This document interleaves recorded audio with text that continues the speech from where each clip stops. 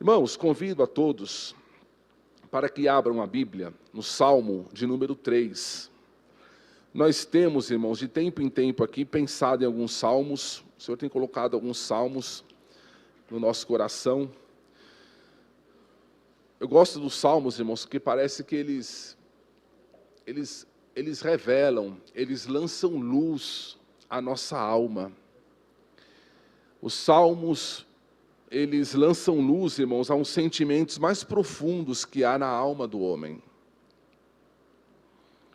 E parece que isso nos faz com que nós nos identifiquemos com eles. Esse Salmo número 3, irmãos, a epígrafe, o título do Salmo diz assim: Salmo de Davi, quando fugiu de seu filho Absalão. O Salmo diz assim, farei a leitura na NVI. Senhor, muitos são os meus adversários, muitos se rebelam contra mim. São muitos os que dizem a meu respeito, Deus nunca os salvará. Mas tu, Senhor, és o escudo que me protege, és a minha glória, e me fazes andar de cabeça erguida. Ao Senhor clamo em alta voz, e do seu santo monte Ele me responde. Eu me deito e durmo, e torno a acordar, porque é o Senhor que me sustém. Não me assustam os milhares que me cercam. Levanta-te, Senhor, salva-me, meu Deus meu. Quebra o queixo de todos os meus inimigos, arrebenta os dentes dos ímpios. Do Senhor vem o livramento. A tua bênção está sobre o teu povo. Amém. Irmãos, este salmo, ele foi escrito num dos momentos mais sombrios da vida de Davi. Esse salmo é chamado de o salmo A Hora Escura de Davi. A Hora Escura de Davi. E eu dou graças a Deus, irmãos, que a Bíblia registra as vitórias dos grandes homens de Deus. A Bíblia registra Davi derrotando urso, derrotando leão. A Bíblia registra Davi derrubando o gigante Golias. A Bíblia registra Deus exaltando Davi, Deus escolhendo Davi como rei de Israel. Mas a mesma Bíblia registra as falhas de Davi, o adultério que ele cometeu. A Bíblia também registra os momentos sombrios da vida de Davi. Você já pensou se a Bíblia só registrasse as vitórias de Davi? A gente ia olhar e a gente ia falar, não, ele não era um homem como eu. Ele era um nível maior. Mas quando a Bíblia registra os momentos sombrios, irmãos, a gente pode falar, poxa, ele é igual eu. Somos iguais. Estamos juntos.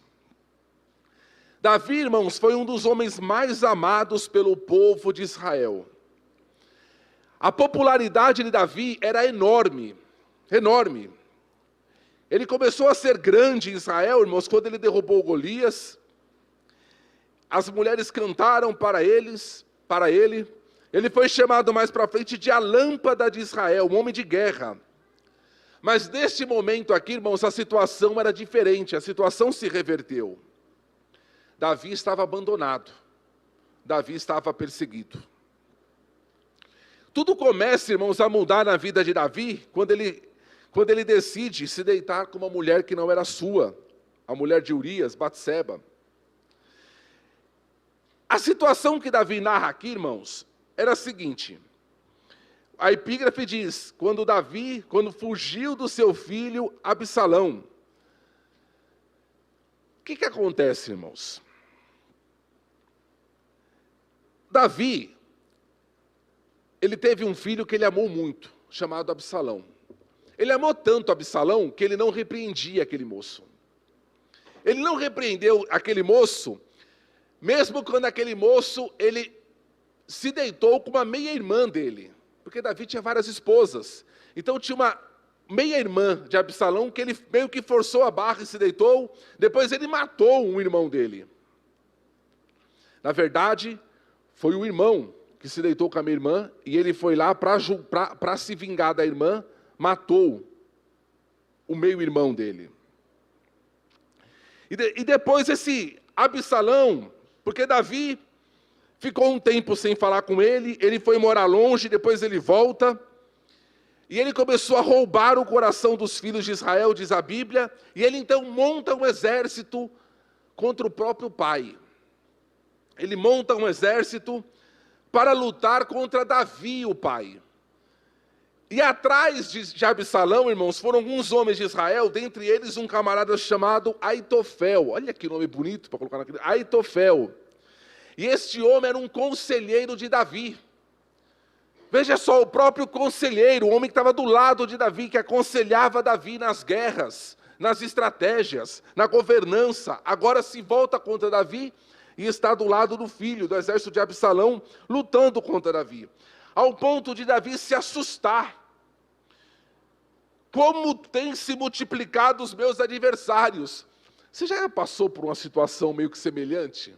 Que parece que tudo reverte, tudo vai contra. Como se multiplicam os meus inimigos, e como desaparecem os meus amigos, os meus companheiros, homens, irmãos, que estavam com Davi há muito tempo.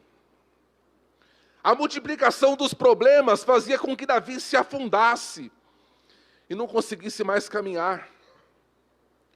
Tem hora, irmãos, que as situações da vida, elas parecem que dão as mãos, e vem tudo junto, e nos cercam, elas vêm em bando, parece que elas fazem um acordo para nos destruir. É semelhante àquele exército que chegou ali no jardim do Getsêmani para prender Jesus. Vem tudo junto, vem tudo armado, vem tudo cheio de ódio. Isso sem contar o exército espiritual que estava ali naquele momento. Este momento de Davi, irmãos, foi um período da vida onde os conflitos surgiram dentro da própria casa. Para você entender, irmãos, esta fase da vida de Davi, você precisa ler 2 Samuel, capítulo 15, 16, 17 e 18. 2 Samuel, do capítulo 15 ao 18. Além das armas que o exército tinha, além de se levantarem contra Davi, eu fico imaginando, irmãos, tinha homens ali que estavam com Davi desde a época da caverna de Adulão, quando eles não eram ninguém, e que Deus deu vitória para eles, eles viram o que Davi passou, agora se voltaram contra Davi. Além de todas essas armas, eles tinham mais uma arma. Qual era a arma? O versículo 2. São muitos os que dizem ao meu respeito, Deus nunca o salvará. Que arma que era essa, irmãos? A acusação. Acusação. E por que acusação, irmãos? Porque eles diziam o seguinte: Davi adulterou. Davi roubou a mulher do seu próximo, agora ele vai orar a Deus. Quem que vai dar livramento? Deus derrubou Golias diante de Davi, porque naquela época ele estava em santidade, agora ele adulterou. Então, irmãos, além do bando que estava junto ali, ainda tinha as acusações. Pessoas que diziam assim, Deus abandonou Davi. Nas horas, irmãos, da escuridão, quando nos falta resposta para as coisas, surgem acusações. E às vezes, irmãos, essas acusações surgem dentro da própria casa, daqueles que nos conhecem, daqueles que sabem que somos falhos. Acusações. E se dermos ouvidos, irmãos, para essas armas, nós acharemos que não há salvação para Deus em nós. Então a gente vai desistir. Era como se o povo dissesse, como Davi poderá buscar a Deus se ele se deitou com a mulher de Urias? Porque para eles, Deus só salva os que merecem. Deus só salva aqueles que fazem por onde. E aí, irmãos, diante de tudo isso, o que Davi fez? Fugiu para salvar a sua vida.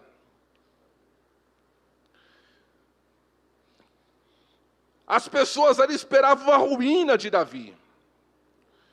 Volto a dizer, amigos de longa data, agora estavam contra. E aí, irmãos,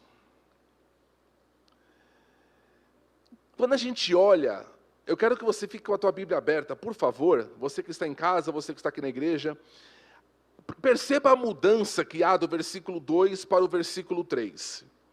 Quando a gente examina toda a aflição que envolvia, Davi parece que mostra agora uma mudança que houve. Ele vai começar o versículo 3 dizendo assim: mas tu, Senhor. Há uma mudança. E por que houve essa mudança? Sabe por quê? Porque na tua Bíblia tem uma palavrinha aí que a gente não lê, que está escrito o quê na palavrinha? Selá. É isso. Ou então, pausa. As versões mais atuais trazem a palavra pausa. As versões mais antigas trazem a palavra selá. E o que era isso, irmãos? Lembra que a gente está falando de um salmo, e o salmo está falando de um hino, ok? Era cantado, eles cantavam isso. E o que era o selá? O selá era como se fosse uma pausa que se fazia nos hinos. Por isso que na leitura eu fiz uma pausa nesses trechos aí, porque havia uma pausa para continuar. E às vezes essa pausa, após a pausa, havia uma mudança de foco no hino. Você entende?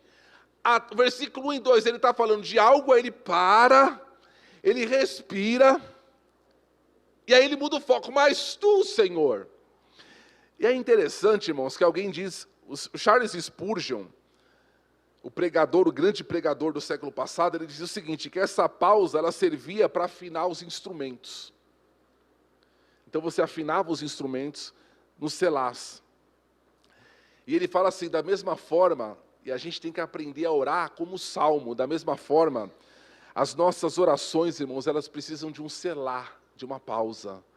Sabe quando, às vezes a gente está orando, irmãos, é tanto problema, que você está orando, parece que está descendo uma ladeira desgovernado. É um negócio atropelado, irmãos, que no final das contas você está cansado. E Deus fala, meu Deus. Não, Deus não fala isso, né? Você fala, meu Deus. O que eu orei. A gente precisa, irmãos, na nossa oração e na nossa vida, fazer essas pausas. Aí você ora, aí você respira. Aí você para. E nessa pausa, é como se o Espírito Santo fosse lá e afinasse o teu coração. Você entende? Quando o coração é afinado nesse selar, nessa pausa, a gente parece que muda o foco. Todos nós, irmãos, precisamos desse selar nas nossas orações, uma pausa, um suspiro, um momento de reflexão, onde a gente para. Você vai lá e fala, Senhor, como tem se multiplicado os meus adversários? Quantos são aqueles que dizem a meu respeito, não há salvação para Deus em mim? Senhor, a minha família tem dito que é em vão te servir. Os meus amigos têm procurado, onde está o meu Deus? Onde está o livramento do meu Deus? Aí você dá aquela pausa. Mas tu, Senhor. Porque senão, irmãos, se a gente não der essa pausa, a gente vai embora, irmãos, e a gente se esquece de quem é Deus. Vamos aprender a orar, irmãos, com salmo. Porque no verso 1 e 2, é falado sobre Davi e sobre a situação de Davi. Mas no verso 3 e 4 é falado sobre o Deus de Davi. Você entende como é que mudou o foco? Verso 1 e 2 fala de Davi e dos problemas de Davi. No verso 3 e 4 fala do Deus de Davi. Porque senão a gente fica só falando dos nossos problemas. E nós esquecemos do Deus que está acima dos nossos problemas. Era o instrumento sendo afinado. E quando, irmãos, que aconteceu essa afinação? Quando que aconteceu essa mudança? Na oração. Na oração, e aí, irmãos? Esse salmo é uma oração. Davi, ele não está falando aqui com os homens acerca do seu problema, ele está falando com Deus. Ele está desde o começo falando com o Senhor. A primeira palavra do salmo é Senhor. É uma oração, irmãos. Após o suspiro, irmãos, Davi invoca o Deus como um escudo. Irmãos, é na oração. O que a gente precisa, irmãos, nas horas escuras da nossa vida, é de oração. Eu falava com o irmão no sábado, e talvez ele até esteja assistindo, eu falava assim, irmão, Esse momento que a gente está passando, às vezes é o momento da gente sentar. E às vezes a gente dobra o joelho, irmãos, mas às vezes a alma está tão longe, tão distante, a gente dobra porque a gente acostumou a dobrar o joelho, porque a gente ora, a gente acostumou com o nosso lugar. Mas às vezes, sabe o que eu tenho feito? Eu tenho sentado, irmãos, e falado com o Senhor: Senhor, me ajude a entender tudo isso. Me ajude a confiar. E nós falávamos, irmãos, de um hino, de um camarada chamado Estênios Márcio. O hino chama O Tapeceiro. Eu já falei sobre isso aqui. E tem um livro do Ravi Zacarias, um teólogo indiano, que chama O Grande Tecelão, e que ele fala sobre os fios que Deus usa para construir a nossa história. Ele fala que há fios claros, há fios bons, mas há fios escuros. E aí você tentar pensar em Deus: Senhor, por que está acontecendo isso? Qual é o propósito? Na obra maior que o Senhor tem na minha vida, durante a história da minha vida, por que esse momento agora? Não é verdade? O que o Senhor quer me ensinar? O Senhor está me preparando para quê? É nessas pausas que a gente faz, essas reflexões, irmãos, que Deus envia consolo nos nossos momentos escuros. É pela oração. E aí Davi vai continuar dizendo que Deus é um escudo, o sentido aqui é de um broquel, uma proteção de todos os lados, acima, abaixo, ao redor, aquele que nos protege do que nós vemos, nos protege do que nós não vemos. E aí é interessante, porque no final do verso 3, ele vai falar assim: porque ele me faz andar de cabeça erguida. A outra versão fala assim: ele levanta a minha cabeça. Sabe o que é isso, irmãos? É nos momentos escuros que nós estamos orando, a gente faz aquele suspiro, e eu gostei de pensar assim: é como se Deus chegasse em nós, e a gente está com a cabeça baixa orando, Deus colocasse o dedo dele no nosso queixo e levantasse. Né? A situação quer fazer a gente olhar para baixo. A acusação dos inimigos nos faz olhar para baixo, nos faz, irmãos, encolher. E aí Deus chega e parece que levanta a nossa cabeça, fala: meu filho, levanta. Eu estou nesse negócio. Eu estou cuidando de você. Eu estou te guardando neste momento. Sabe? Eu sou o teu escudo. Eu estou te protegendo. Vamos embora, vamos à frente, vamos avante. Há algo na tua vida ainda. Aqui, irmãos, Davi, sabe quanto tempo Davi já era rei? 30 anos aproximadamente. Davi já era rei aqui aproximadamente, ele governou por 40 anos aqui, ele já era 30 anos rei, já tinha adquirido muitas vitórias, muitas experiências com Deus, mas a situação chegou de tal forma, a circunstância, que estavam fazendo Davi olhar para baixo, cabisbaixo, é o fim, já era, morri.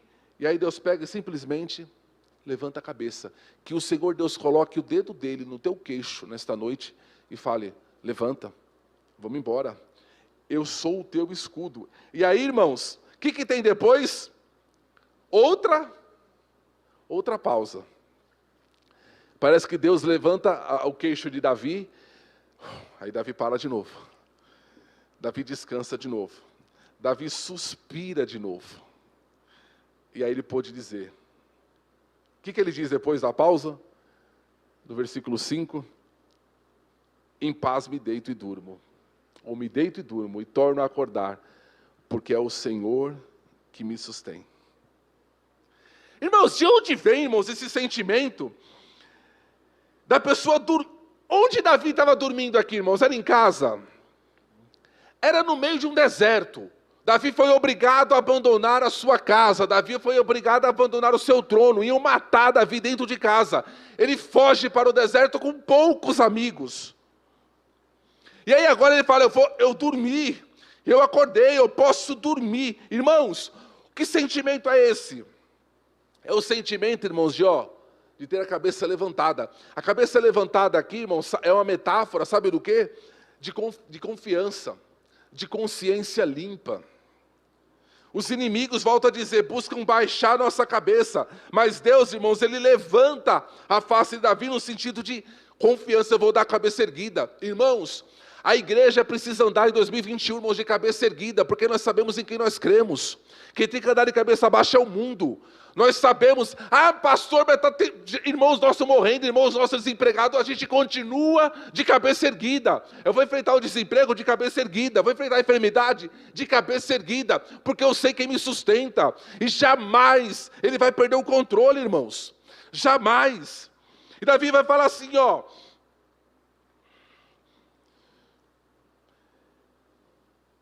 ele diz que ele clama, irmãos, no versículo 4 ainda, de voz alta. Eu clamei de voz alta. Irmãos, como é bom, irmãos, no meio da escuridão, Deus ouvir a nossa voz. Fala, Senhor, está tudo escuro. Tem perigo que eu nem sei, eu nem conheço, não sei nem de onde vem, mas eu clamo a Ti. E eu acho, irmãos, não é à toa que a Bíblia fala que ele clamou em voz alta. Por que em voz alta, irmãos? Enquanto os inimigos clamam contra mim, Davi estava dizendo, eu clamo ao meu Deus. Enquanto eles gritam contra mim na escuridão, eu em alta voz peço socorro ao Senhor. Eu não sei os irmãos, mas eu gosto de orar, irmãos, ouvindo a minha voz. É bom orar em silêncio, às vezes é necessário na madrugada, para você não acordar a família, acordar os vizinhos. Mas, irmãos, eu prefiro orar ouvindo a minha voz, irmãos. Eu prefiro ouvir que a minha voz está clamando ao Senhor, às vezes no meio da escuridão. Porque às vezes o grito do mundo, irmãos, quer invadir o nosso coração. Mas o nosso grito, irmãos, a nossa voz alta, ela penetra nos céus, irmãos. E lá do Santo Monte, Davi disse, Ele me responde, Ele me envia socorro. Como nós precisamos, irmãos, levantar a nossa voz nas horas escuras da vida. Quando você olha ao redor, irmãos, e a situação está igual a de Davi, é hora de olhar para cima, e hora de clamar ao Senhor. A oração era como um clamor, irmãos, e Deus manda a resposta, e aí quando a resposta vem, a cabeça se levanta, e a alma sossega. Como diz o hino da harpa, né? Os mais belos hinos e poesias foram escritos na tribulação. As melhores orações, irmãos, foram feitas na escuridão. As melhores, as mais profundas orações, irmãos, foram feitas na escuridão, irmãos. Então, irmãos, vivemos no momento escuro. Você tem dúvida disso? Que nós estamos vivendo no momento escuro? Que nós não temos para onde olhar, irmãos? Aqui na terra, no plano horizontal, é o momento, irmãos, de nós olharmos para cima. É o momento de orarmos. E aí, irmãos, e fazermos a pausa. E Davi pode dizer, eu posso dormir. Irmãos, um chá pode até ajudar a gente a dormir, não pode? Né? Tem uns chazinhos bons para dormir aí. Mas nada, irmãos, como uma oração verdadeira para fazer a gente descansar. Você deixar tudo no altar de Deus, irmãos, em alta voz, clamar ao Senhor e poder descansar. A ansiedade, irmãos, não daria descanso para Davi. A ansiedade queria que Davi fugisse ou encontrasse os seus inimigos. A sociedade diz assim, se você está aflito, não dê descanso para você, trabalhe, trabalhe. Tem até uma frase que diz assim, enquanto os outros dormem, eu trabalho. Mas o crente, irmãos, que descansa em Deus, ele fala, enquanto eu durmo, o Senhor trabalha por mim. Davi sabia, eu estou dormindo, mas o Senhor está me guardando. Eu estou dormindo, mas o Senhor está me protegendo. Existe na Bíblia, irmãos, alguns sonos que são ruins, sabe? O sono da indolência, o sono das virgens, né? Imprudentes.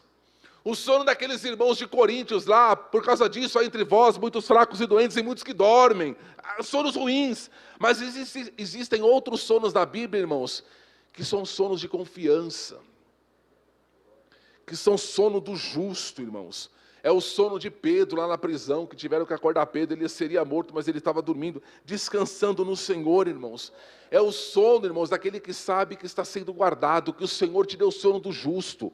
Você que não consegue descansar, não consegue dormir, que o Senhor te deu o sono do justo. Davi não estava negando aqui, irmãos, a realidade dos inimigos, não. Não. Versículo 6, não me assustam os milhares que me cercam, eram muitos, eu sei que eles existem, eles me cercam, mas o Senhor cerca eles. Além deles, ou acima deles, está o Senhor. Irmãos, este é o efeito, irmãos, da oração na hora escura. Não é simplesmente você conversar, você soltar palavras. É você entregar ao Senhor as suas preocupações e receber do Senhor descanso. Eu deixo as minhas preocupações diante do Senhor e eu descanso nele. E para a gente concluir, irmãos, nas horas escuras, irmãos, a gente aprende o valor das coisas. As horas escuras nos ensinam o valor das coisas. Sabe por quê, irmãos?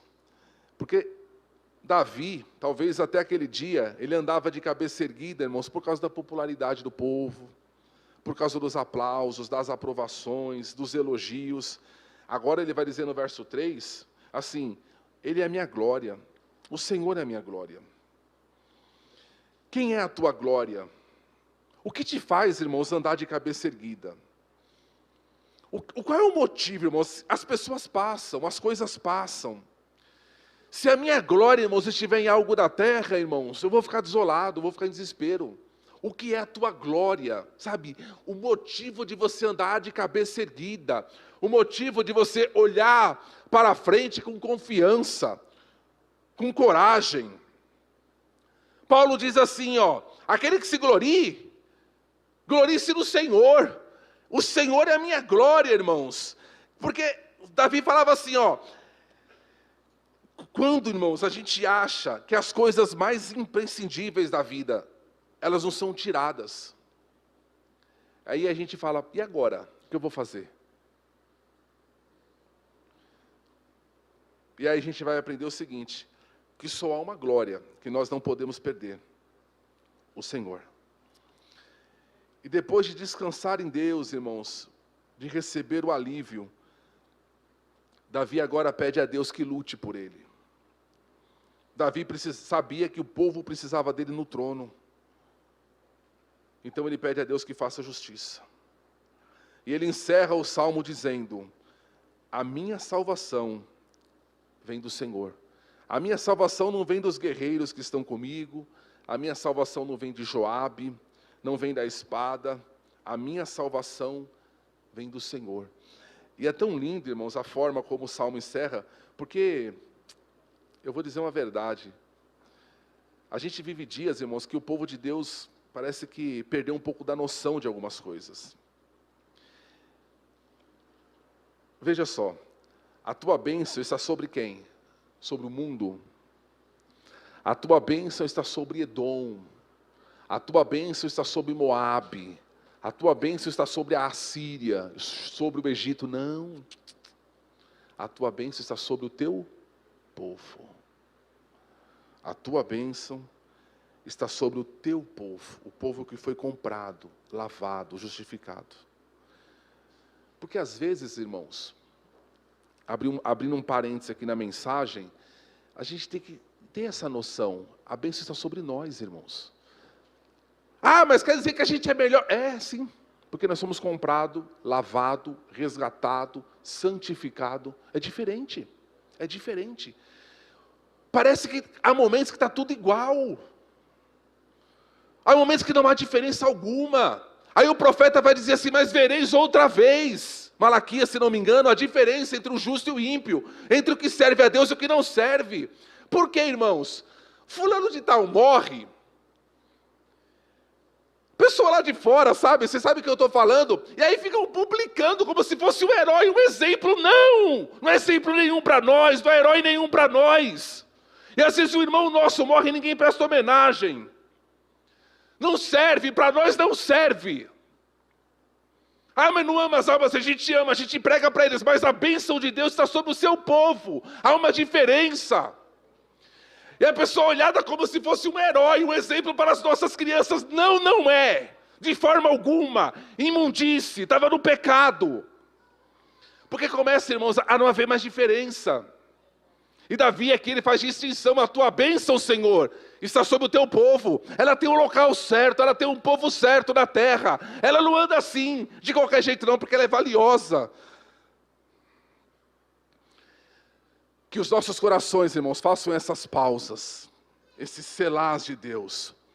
Que o teu coração, nas horas escuras, irmãos, esteja afinado por Ele. Que você possa encontrar a tua paz no Senhor, sabendo que a bênção do Senhor está sobre ti, igreja, está sobre nós. A tua bênção, ó Senhor, está sobre o teu povo. Então, irmãos, esta é a maneira bíblica de passarmos pelas horas escuras, em oração, buscando em Deus o alívio, o entendimento, buscando em Deus o desembaraço.